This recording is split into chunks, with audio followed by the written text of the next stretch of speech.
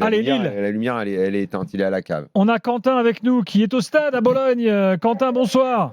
Ouais, salut les gars. Salut Quentin. Bon, encore une belle soirée lilloise après la victoire déjà à Madrid il y a quelques jours. Comment c'était vu du stade? C'était encore. Je vous ai eu en ligne il y a pas quand à Madrid parce que j'étais en parkage aussi. Voilà, on est encore sur le. Il faut que tu viennes à chaque fois alors parce que là ça marche. C'est ce qu'on va essayer de faire, hein, mais ouais, non, c'était encore une grande soirée européenne comme on les aime. Bon, qu'est-ce qui t'a plu particulièrement ce soir? Qu'est-ce qui m'a plu particulièrement ce soir? Le collectif. Je ne vais pas ressortir d'individualité ce soir. Collectivement, on a vu une bonne prestation qui fait plaisir à voir. Bon, un joueur en particulier que tu as aimé? Un joueur en particulier, Mouko qui met le doublé, une bonne titularisation. Non, franchement, ça fait très plaisir.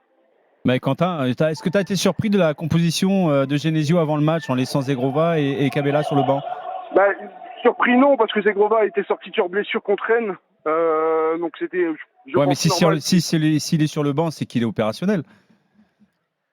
Non, je pense qu'il le fait tourner un peu. Je veux dire, moi, je trouve pas. Alors qu'il marque le dernier match contre Rennes. Donc, moi, je trouve pas anormal que quand. Tu as la chance de te qualifier, de faire un pas de plus vers la qualification. Oui, mais si tu perds, c'est pas dramatique non plus, en fait, mathématiquement. Même si tu fais.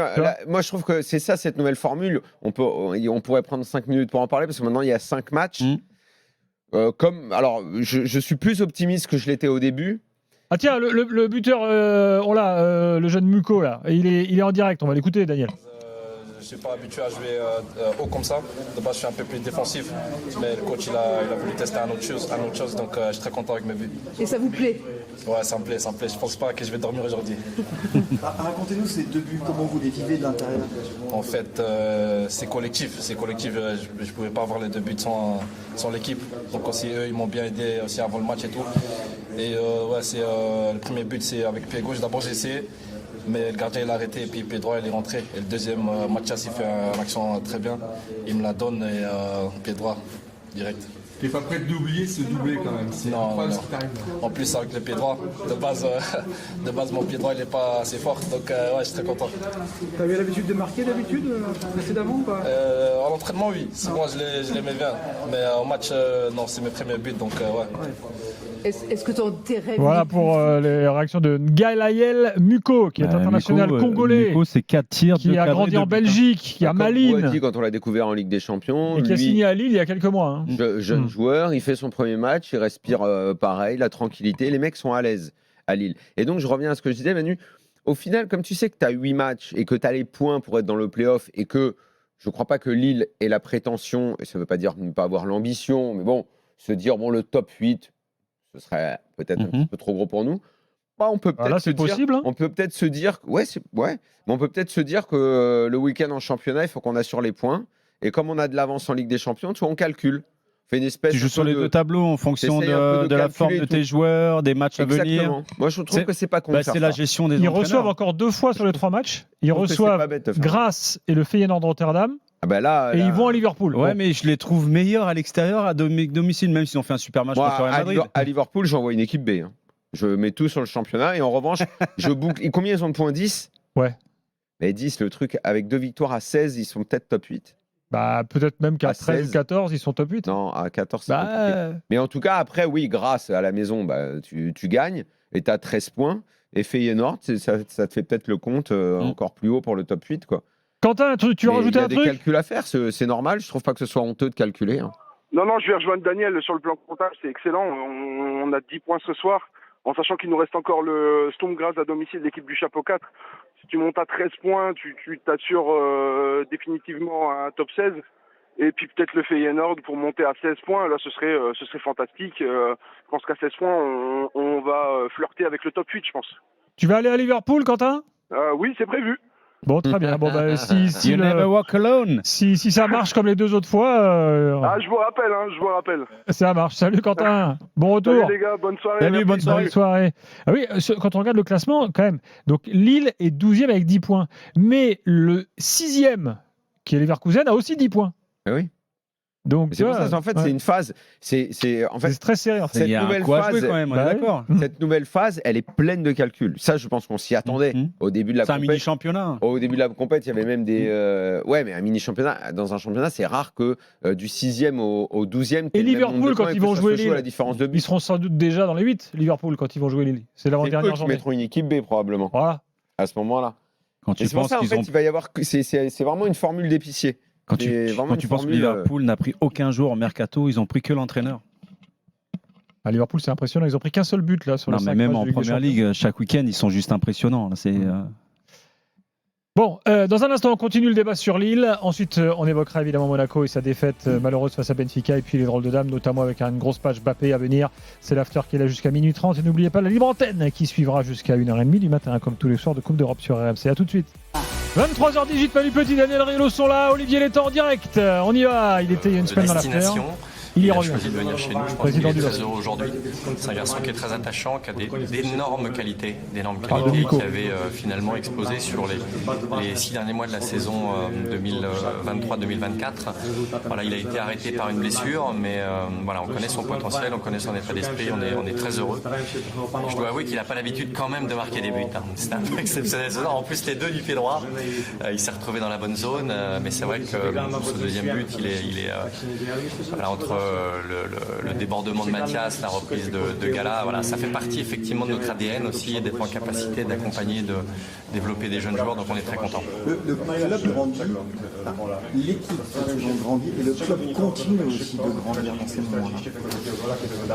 Oui, je l'avais dit au moment du Real, vous savez, vous avez des grands clubs et donc vous n'êtes pas une équipe si vous n'avez pas un grand club, donc je pense que ce qui s'est passé aussi le week-end dernier a démontré la force et les valeurs de ce club. Il y a eu beaucoup d'émotions. J'ai Aurélien qui est à côté de moi, qui fait un travail formidable avec toutes les équipes du club pour accueillir et rendre hommage en fait à ceux qui ont fait le club.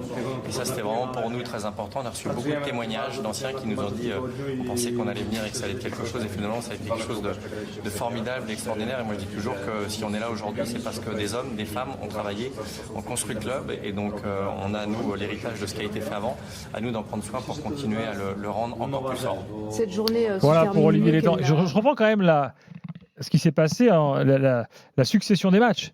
Lille bat le Real, Lille bat l'Atlético à Madrid, Lille fait un partout contre la Juve, et Lille ce soir gagne à Bologne. Enfin, en fait, on prend un peu de hauteur. Manu, Daniel, c'est exceptionnel. Je veux dire, cette série là. Alors ça défie tous les pronostics de début de saison, tous ceux qu'on fait des paris sur certaines équipes. C'est étonnant cette nouvelle formule, comme elle nous réserve des surprises à chaque match.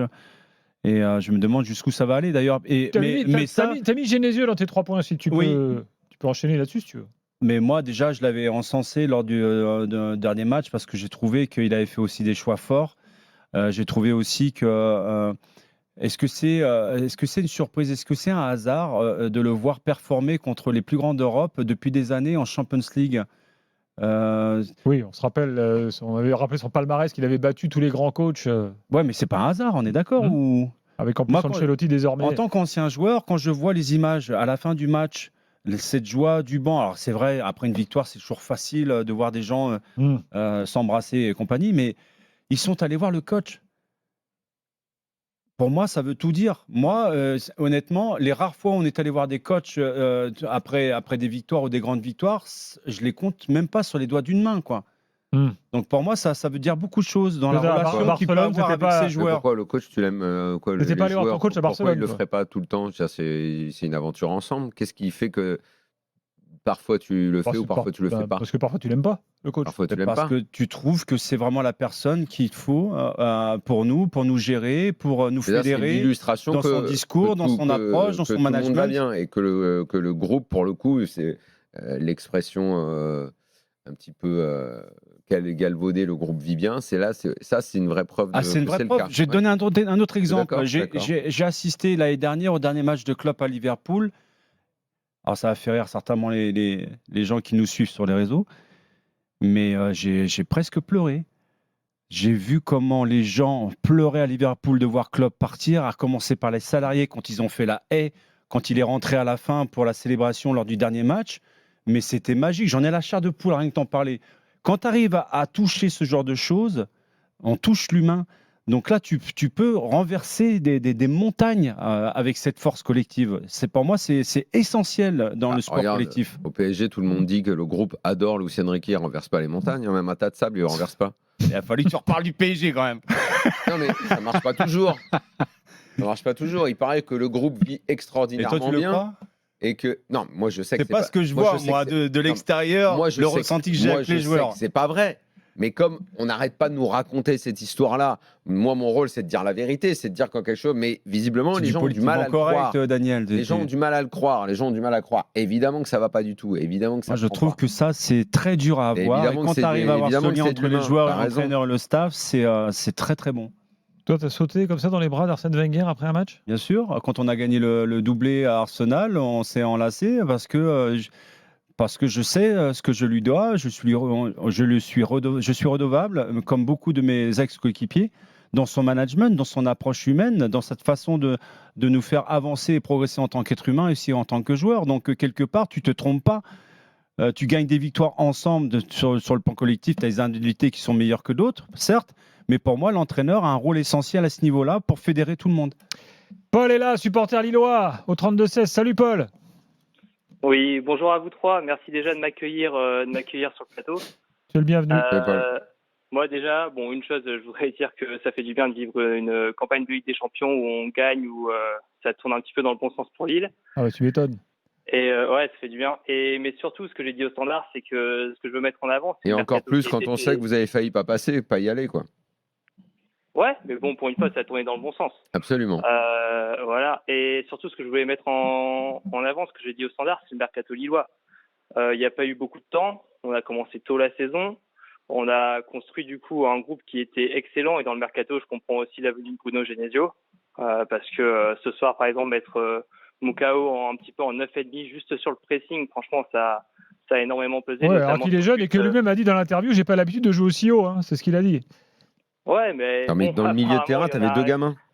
Il y a un certain Pep Genesio qui a vu qu'il était capable de jouer 9,5 sur le pressing, et on l'a vu sur le premier but. Jonathan David, il récupère sur une erreur, et puis derrière, il est là en second rideau pour la récupérer et puis la mettre dedans. T'as vu comment il a bossé, Jonathan David, aujourd'hui, dans le repli défensif ? C'était impressionnant. Ouais, ça, on a l'habitude avec Jonathan David. Après, là où à chaque fois, on va dire qu'il nous Paul, je te coupe. Tirer un petit peu. Ouais. Bruno, Pep, Genesio, en direct. J'ai la chance, avec le retour des nombreux en conférence de presse.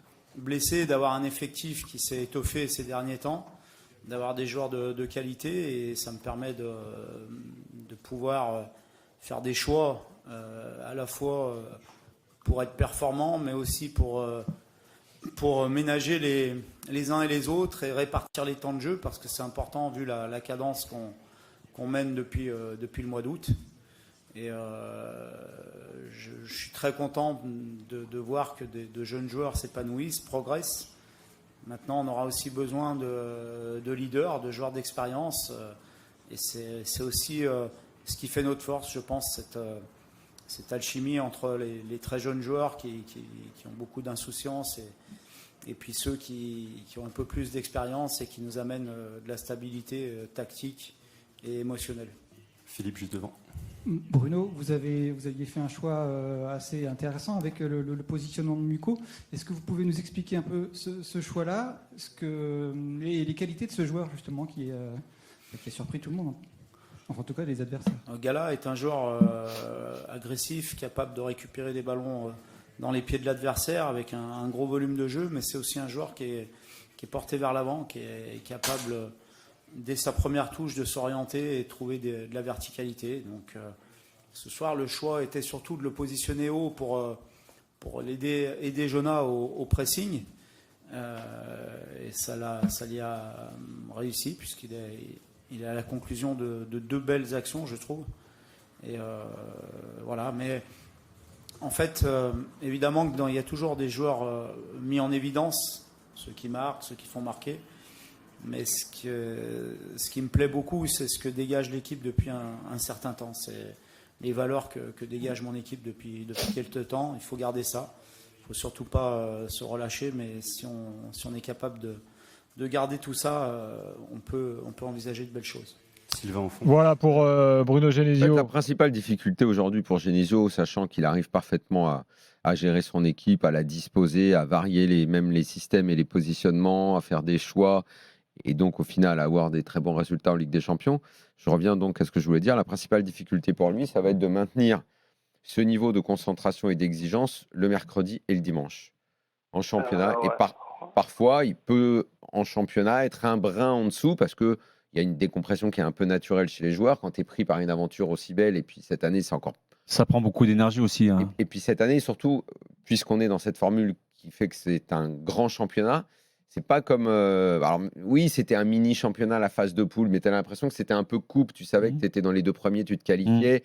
Tu avais le droit à un joker. Voilà, il y avait une espèce de qualif. Enfin, je sais pas, je trouve que l'approche n'est pas la même. Là, on a l'impression que tu fais 2 championnats en parallèle. Et il y en a un, que tu le veuilles ou non, qui brille plus. Il y en a un où il y a des étoiles, il y en a un où tu voyages, il y en a un où tu fais parler de toi. Donc tu es en train de dire qu'il y a une extra motivation pour ces compétitions-là ? Forcément, ça me semble tout naturel. Mais tu ne penses pas que les joueurs ils sont conscients que leur quotidien, ça passe par le championnat et que s'ils veulent revivre ces émotions-là, il faut qu'ils se qualifient en championnat. Ça, pour moi, c'est la principale difficulté pour le club, pour Genesio principalement, pour le président du club, de bien faire comprendre aux joueurs qu'il y a le groupe pour, en parallèle, évoluer et être bon dans. Des fois, j'ai l'impression que les joueurs se servent de la Champions League pour briller, pour pouvoir se faire voir et se vendre à d'autres clubs. Alors là, c'est encore très juste ce que tu dis, mais ça, c'est le risque pour un entraîneur. Donc finalement, c'est là où ils doivent bosser.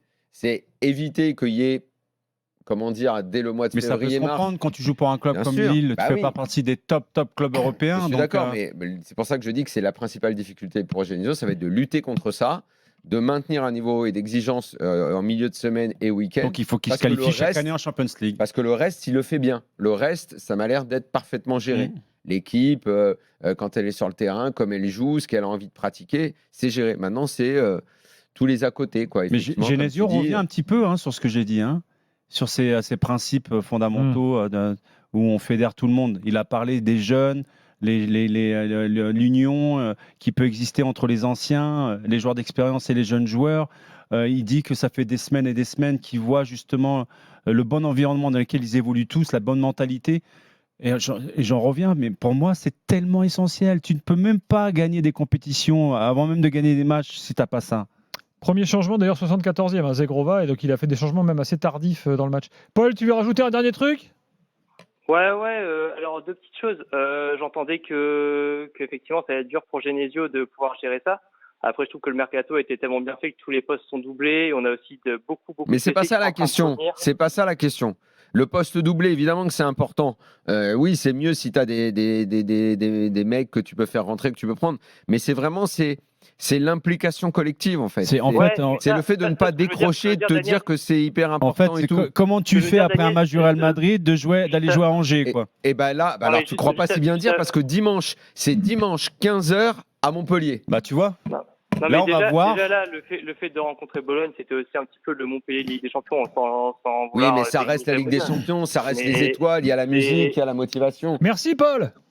Bon, merci. Je voulais juste passer une petite dédicace à mon ami Amaury qui m'incite à chaque fois à appeler l'After Foot et enfin je suis passé. Et je vous remercie aussi à tous les trois de pouvoir être passés. Tu diras à Amaury qui peut appeler aussi. Vous êtes les bienvenus au 32-16, il n'y a pas de problème. Eh ben super. Merci. Salut Paul. Salut Paul. À bientôt.